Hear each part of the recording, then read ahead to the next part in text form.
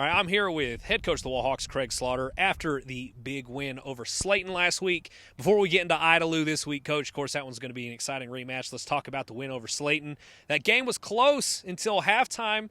Slayton had a really good game plan, but the Hawks did what they did best, came on really strong in that second half, ended up winning by a big margin. Coach, tell me how the boys did. You know, just, again, I don't really think it was a slow start as much as we didn't do a good job defensively getting off the field. You know, we need more possession so that high-powered offense, can kind of take over and get in a rhythm. And, we just kind of had some uncharacteristic, didn't play as well on the edge as we normally do. The kids kind of got adjusted and fixed it. That kickoff return before half was a huge play because, they had just scored to make it 14-7, and those guys are truly believing. Well, all of a sudden that kick return right there, I'm sure just kind of it inflated us and probably deflated those guys. So Kyler only on that kick return group, that was a huge play in that ball game. Definitely played clean with our turnovers, which we're proud of, and kids pulled away and had a great second half. Yeah, it seemed like y'all weren't even playing bad on defense in the first half, but that drive to start the second quarter took over 8 minutes off the clock. Hey, 15 play, 97 yard. That doesn't happen to us much. And again, we created some third downs. We did our normal job of getting off the field, and again, it was one of those. You don't ever want them to score, but I'm ready for the game rhythm to kind of get going, and just a frustrating series of plays there.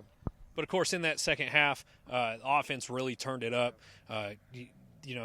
Your running back played great. Your quarterback played great. A bunch of receivers, everybody, but definitely shout out to, Neal? Brady Neal, yeah. Four touchdowns? Two rushing, two receiving. A monster game from that dude. And, again, a monster game that we needed him to have. So, yeah, he played lights out. All right, Coach, you're back in the regional final. State quarterfinals, whatever you want to call it. Usually this is a week where you're talking about playing Canadian, but they ran up into a really tough Idalou squad. Idalou kind of controlled that game start to finish, held off the furious comeback by Canadian in the end, ended up winning that game 24-17. Now this is a rematch that we all saw coming. You even had the coin flip for the home and home plan before Thanksgiving. You host a playoff game at San Angelo Stadium. Coach, this is a big matchup, and it's a good rematch. Tell me your thoughts. Idalou, this is, I think, year 30 for me. I've never, that I know of, played back to somebody. And I know that some of the coaches said they did a few years before I got here, but that's pretty, we are extremely familiar with each other. We played week 6 last year, week 6 this year, and, now week 14. So that's whatever, 3 in the last 20 games or whatever. That is a ton of same opponents, same formation, same play type stuff. We knew there was a very good chance we would meet these guys again. And again, credit to, their win over Canadian. That's a win they've been chasing, I think, for a long time. Last year they almost got that done and didn't quite get it done. But, credit to them, man. They built that program, and I know those kids are going to be rolling in here, just like we are, ready to move on. Let's go see who's next. Well, let's talk about that first matchup real quick. He ended up winning that game 35-21, tied 14 at the half, only leading by 7 entering the fourth quarter, but you got it done. Yeah. Had some early turnovers in that first half, some uncharacteristic, start, couple punts and whatnot, and then, of course, that goal line stand in the beginning of that game. How is this going to play differently? We talked to the kids today. We had to respond when we went to their place. We were down 7-0, down 14-7. I'd love to flip that script. Let's see if they can respond. We just had 2 really bad turnovers, and both kind of early in the game, and again, that's just you're not handing them points because we still need to go get a stop. But, we gave them the ball at the 20-yard line, and then we had a fumble like at the 4 that they took back to the 25 or whatever.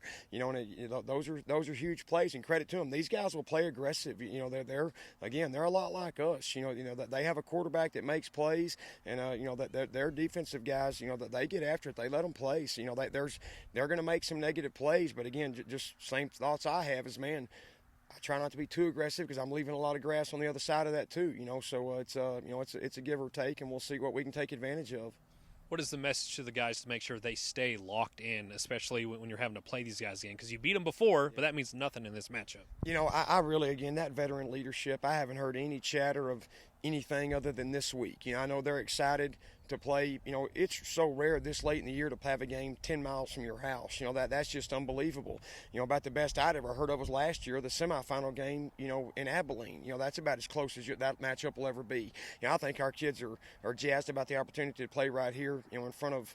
We know there'll be some people that just come to watch the football game. You know, it's a great game right here in San Angelo, Texas, and I know our people show up if we, you know, no matter where we play. I expect a monster crowd, you know, at Bobcat Stadium on Friday. Well, let's talk about that. The game too. Like you just said, the game is at San Angelo Stadium, and it is going to be absolutely key that San Angelo shows up.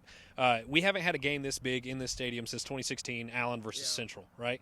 What is it going to take to get a crowd like that? You know, I hope there's just a ton of people in the area that want to come watch some good football. If you've never seen the high-flying Wall Hawks play football, come watch it. If you're coming to root against us, that's fine. That's fine too. Come fill up that stadium.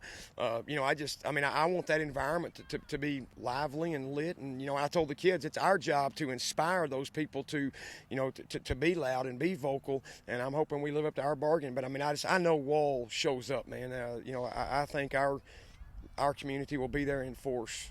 All right, Coach. When and where? Hey, 6 o'clock, Bobcat Stadium, Friday night. All right, Coach. Good luck. Thank you. Go Hawks.